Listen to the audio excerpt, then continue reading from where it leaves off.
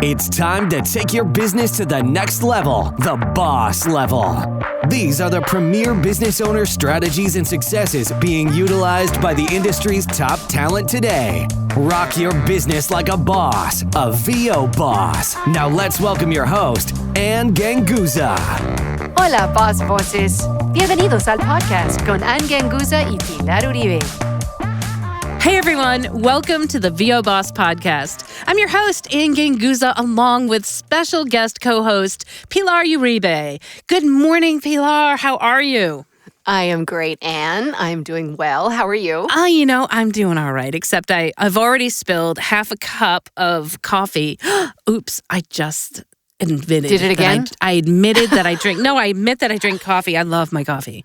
And people that listen to this podcast know how much I love my coffee. So I have to chase it with lots and lots of water so it doesn't dry my mouth out. And hopefully you're not hearing mouth noise at this point. But anyway. I just heard one. Well, I'm just kidding. I'm just kidding. So there we go. So then I'm going to have you talk so you can hear less of my mouth noise. Oh, yay. But I love our conversations that we've been having. And in our last couple of episodes, we talked about what it was like for you to be a bilingual VO in the industry and what it takes to be successful. And I want to kind of step back because you've had such an extensive career in all sorts of things. And I think something that's really important that I want to kind of rein in and talk a little bit more about is your acting experience. And I know that there's a lot of voiceover artists out there that are like, oh my gosh, I've never really acted. At least I came from the corporate side of things and didn't have an acting background. But as I went along, I learned acting. And I don't want people to be afraid that, well, just because they don't have a ton of acting experience that they can't do voiceover. However, I do believe it's important for us to talk about how important acting is in our career. It is, I would say, fundamental. Yeah. Mm-hmm. That's why the word acting is in voice acting. Yeah, I agree. You know, this is something that also happens. Sometimes people think that you're like a talking head when you're on television because you only get to see, let's say, shoulders or chest, shoulders, and face. But when you're acting with your whole body. And that goes for voice as well. So when I started acting in high school, but I started getting formal training. I majored in theater, and we had acting classes. And, you do the proverbial, act like a teapot, act like a tiger, and all these sense exercises. I was a dog in my third grade play. Exactly. So you know how to go bow wow. I'm just saying. But those things are important. What does it feel like to be on all fours rather than to be upright? And it's something that I think that a lot of voice actors don't think that they need. And you need to have those sensory experiences, however you're going to get them. So a lot of the work that I did when I was in college and later, when I went down to Colombia, for example, I kept taking acting classes even while I had a television career because I had to keep the body trained. Because the body gets rusty and we tend to be lazy. And I'm the first to admit it. I think there's something to be said for, you made me just think about when I was a little girl, right? Remember when we had all kinds of imagination? Or is it just me? Yes. Like I used Back to then, imagine, yes. Back then I had so much imagination and I would play with my dolls. I would teach my dolls. I had my stuffed Mickey Mouse. I dragged him everywhere. And we became like acting partners, if for nothing else, right?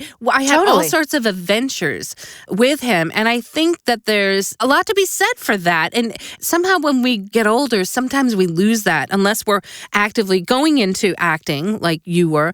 And I think that we need to readdress that as we become adults and find areas or times when we can go back to that time to create scenes and use our imagination. And I think there's a lot of that in voiceover that we have to do behind the mic because we're acting in front of a non-existent audience.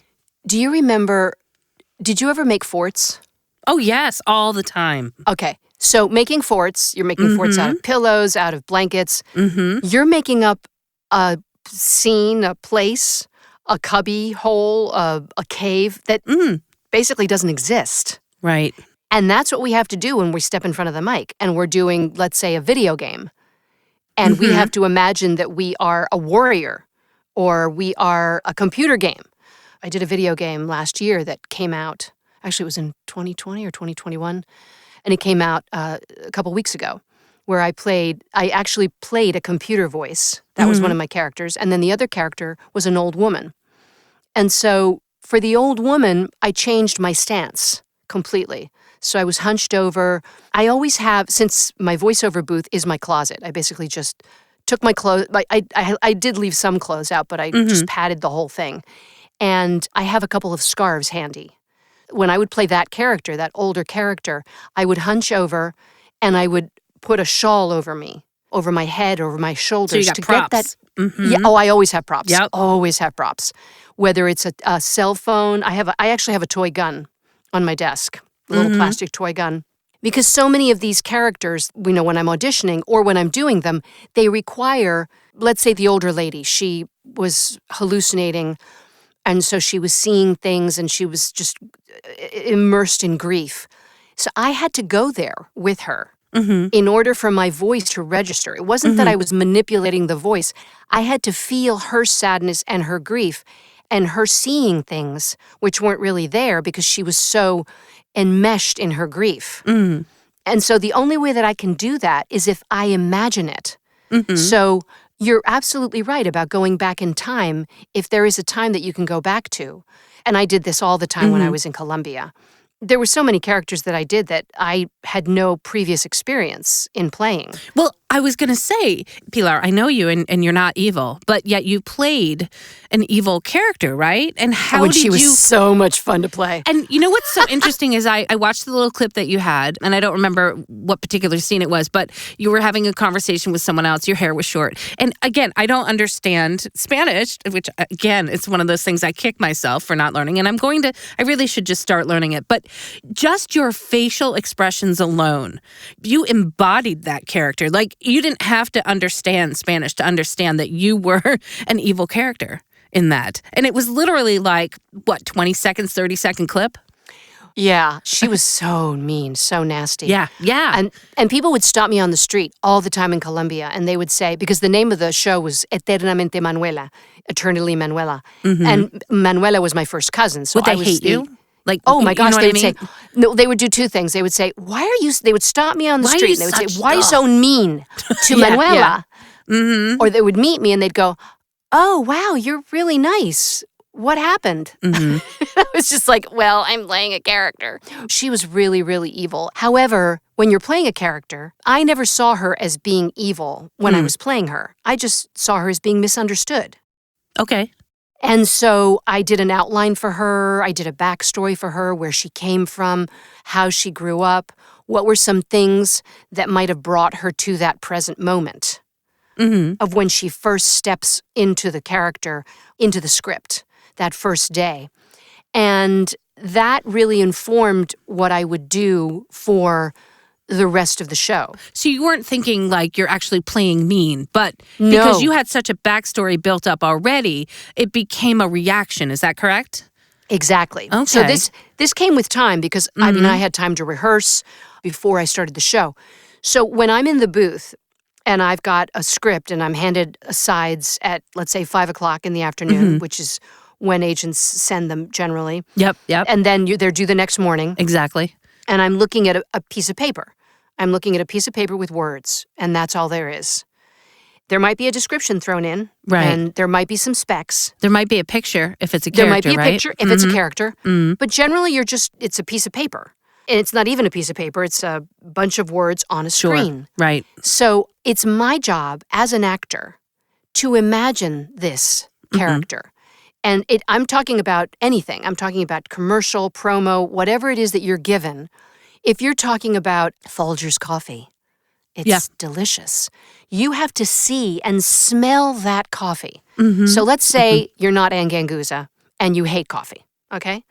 So you have to imagine, okay, so I hate coffee, let's say. And I don't, but let's say I do. And I have an audition due the next day. Well, I have to find something in my memory bank of what I love that resembles coffee. Because if I don't like coffee, I hate the taste of it. Well, maybe I like hot chocolate or I like hot apple cider. So I have to substitute. Right. And I have to imagine and I have to feel it. I have to taste it. I have to see it. I have to hear it. So I can hear the drip, drip, drip. Mm-hmm. So using all the senses, that's where the imagination, that's how you can get that character. And you can do that. At the beginning, people will go, oh, yeah, well, it's acting. And, I just sit there and I read the copy and I get into it and I read it a few times. Well, absolutely. You read it a few times, but you start sort of clicking on your memory bank to see what you can bring into it. Because when you bring in your memories, we can do this exercise right now. So what's your favorite food? Oh, all of it. Probably bread. Okay. What's your favorite type of bread? Italian. Be more specific. A Tuscan loaf. Okay. So I want you... Okay. Perfect. Artisan Tuscan loaf from La Brea Bakery. I want you to put yourself in the bakery right now. I want you to close your eyes. Mm. And I want you to feel... And I'm in the Tuscan bakery too, even though I've never been there. I'm in that bakery. It's warm from the ovens. Okay, and so it's warm. Mm-hmm, and so they're you're baking waiting. Bread. They're baking bread, Yep. and it's like your mouth is starting to salivate. Because I can smell the bread baking. And you can smell the bread. And so maybe you ask for the loaf, you get the bread, you get it sliced. And I can right? see it because it's And you golden. can see it. And it's And got then a little you bit of take a it home. crust. And you cannot wait. Mm-hmm. You've decided you need to taste the bread before you leave the store. Mm-hmm. So what I want you to do is I want you to just talk about the bread that you're eating right now. Okay, so first of all, I'm going to tell you that I like a dense bread. And that has a crispy crust, right? So it's crispy on the outside and it's Okay, a little heavy so in my hand. Stop right there. I want you to say it as you're tasting it. It's crispy on the outside and it's dense. It's crispy on the outside and it's heavy in my hand. So it's dense. It's got a lot of flavor. What does it taste like? Heaven.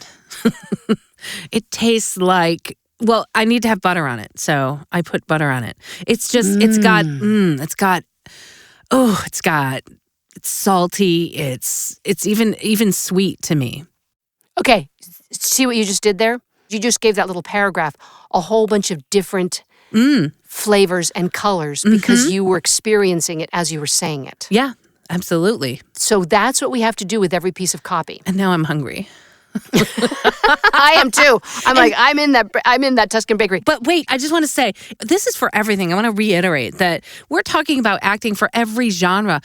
People think that e-learning and corporate narration and telephony, you don't have a character. Oh my gosh, yes, you absolutely have to have a character as well. It may not be as dynamic, maybe, or as emotional because it depends on the experience that you're in, right? I think if you're going to be taught a lesson from a teacher, the teacher's not necessarily going to be sad and crying or emotional in that sense. Or if you're doing a corporate narration, right, you're in a professional environment. So you may or may not have a wide range of emotions, but you'll absolutely have nuanced emotions. And those emotions, right, and the acting, you absolutely have to have those nuances because you're not just reading the words. That puts you in the scene and it makes you believable.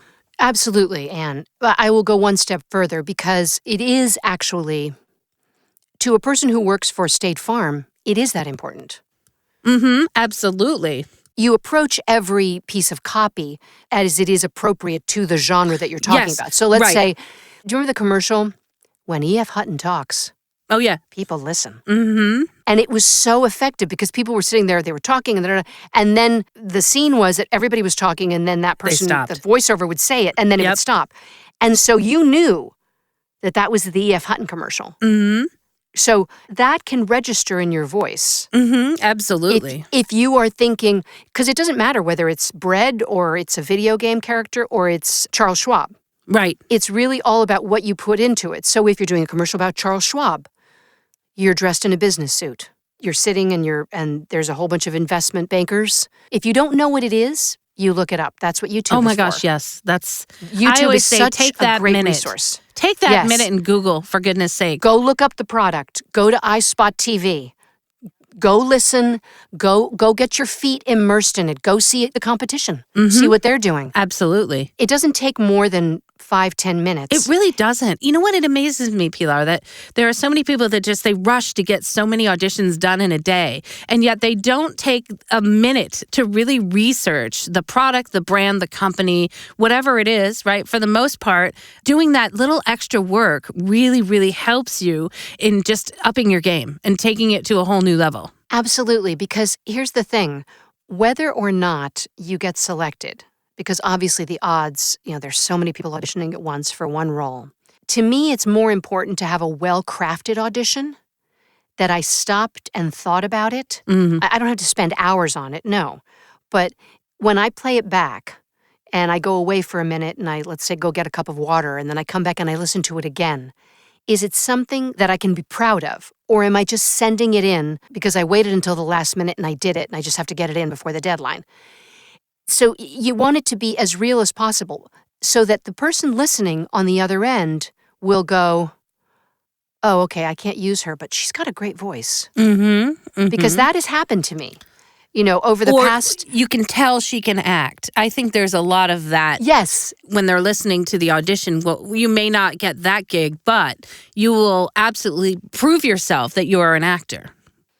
Well, and here's something that's really important to know is that the casting director gets a whole bunch of voices together from the agents and then sends it off to the client. And then it's the client, the copywriter, who makes the decision.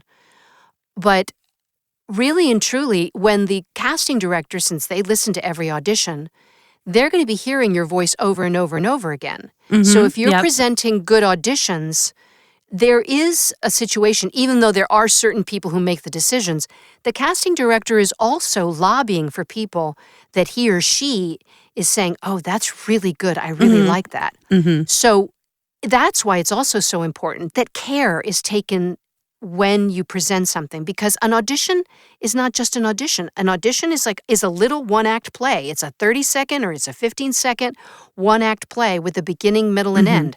And to treat it any less than that is doing yourself a disservice. So let me ask you a question. So when you get casting specs, are you following the casting specs?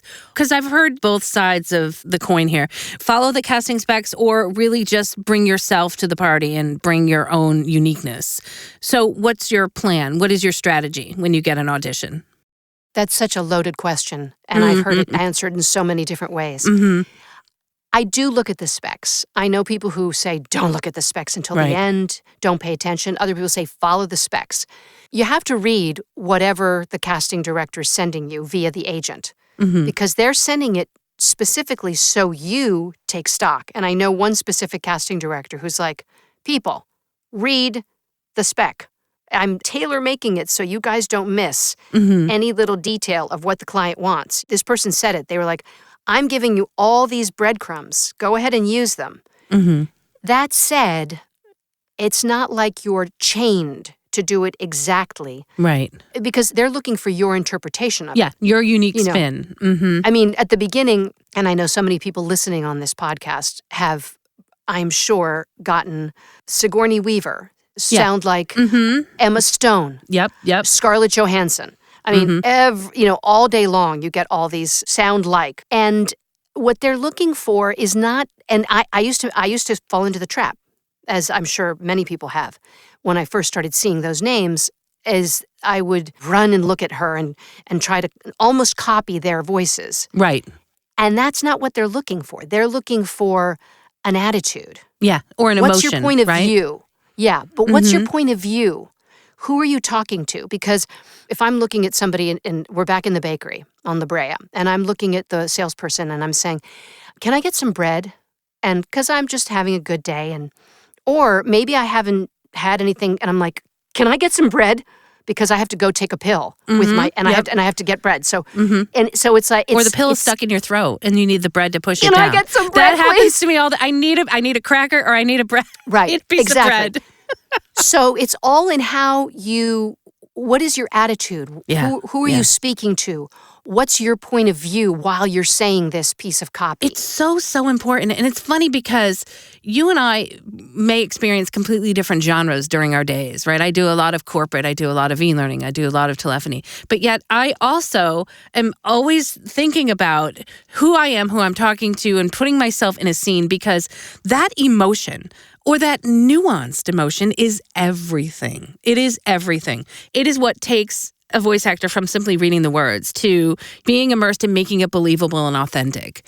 And I can't express enough. People just say, they just read it and they read it in a melody that they think it should sound like, right? Oh, I've heard it on television like this, or oh, I've heard it in a video like this. But I'm like, no, you are not the person that's going to mimic any of that. And as a matter of fact, if you get the job, like I'm trying to train you what it takes to get the job, right? And then when you get the job, then you can be directed as to however the client wants it. But I think you have to prove your acting first. And that, I think, it comes down to really, I think, the emotion, the point of view that you're talking about, which is everything. Yeah.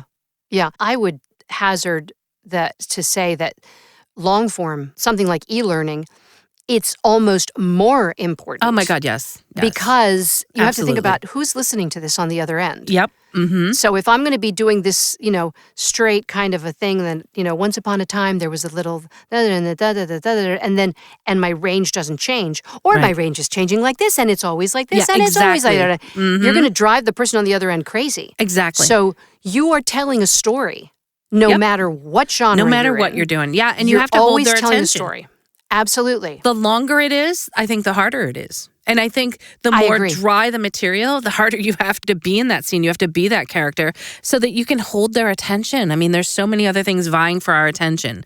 And that is absolutely, I think, so important for us to understand that acting is everything. It really is. Acting is everything in terms of, I believe, being successful in your voiceover career. So let me ask you a question. What are the differences that you've experienced in, let's say, stage acting or on-camera acting and voice acting? What are the major differences that you have to account for? Okay, stage acting, well, first of all, you're projecting because you have to reach the last person, the last seat in the theater. Yeah, and we don't have to do that in our studios. No, you don't have to do that.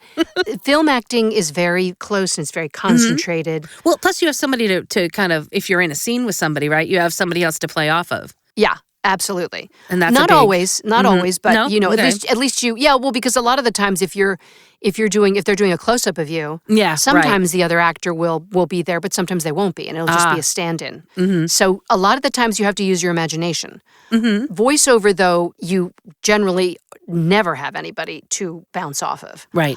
That's where your imagination takes. Right? That's why you have to use imagination. Yeah, and you have to have a lot of it because you have no audience. And also, I think something that's so important that people don't realize that I discovered actually many, many years ago when I first started working in television. I remember a cameraman, because, they work long, long hours.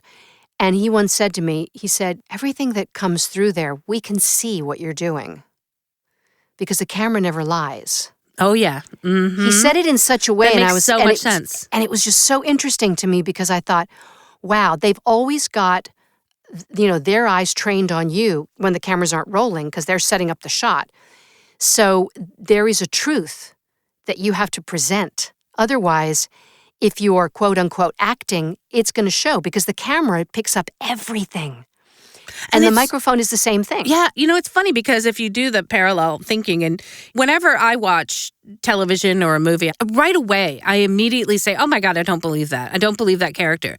And it's rare that I see it because most of the time, if it's released for television or movies, you've got a credible actor behind it. But if you ever have that experience where you're not believing the character, it is so obvious. And yet, I don't think people think about that when they're doing voiceover, right? They think it just has to sound a particular way and that will make it believable. But in reality, if somebody's listening on the other end, right, and they have a keen sense of believability, I think people always know. They may not be able to put their finger on it as to why it's not believable, but they will be able to tell that it's not believable. And it sounds just like, hey, it's an announcer, that kind of thing. But I think in reality, we all have to strive for that believability factor first, because when you can get there, regardless of the copy, I mean, not every piece of copy is Pulitzer Prize winning material, right? and that's where our jobs come in, to make it a story, make it our story, and to bring that story to the table and make it believable. And if we can't, it's obvious to the ear. Yeah. Maybe not our own ears,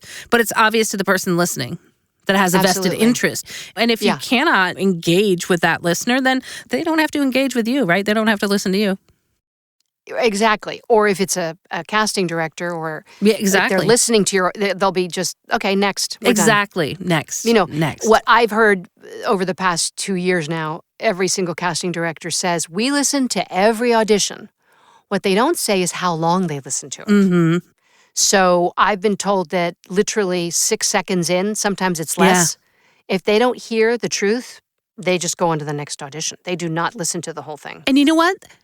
That makes me even more resolute in the fact that your very first words out of your mouth for that audition or for whatever it is, you have to already have been in the scene. And it has to have been a reaction to something. You're responding. Yeah, you're responding. And that melody, if you want to break it down into melodies, if you're musical, is completely different than simply starting a word like welcome. That's like, oh, that was just, I read the word welcome, but it would sound completely different if I was actually welcoming you at the door, and it would sound completely different. Or you could be welcoming into an airplane. Exactly. Or welcoming into a car or welcoming into a school. Mm-hmm. It's going to be completely different because we are completely wherever you different. Yep. Yeah, exactly. I think that's every time for my genres, when it's welcome or introducing or any of those words, right? It's hard to make them sound authentic, believable, right? We're not always saying welcome, in our everyday life, but you've got to make it sound like it's a greeting and that you are genuinely happy to see that person. So that becomes a challenge for people. So you've got to step into that scene and figure out what is that scene before you even start talking. I think that's so important.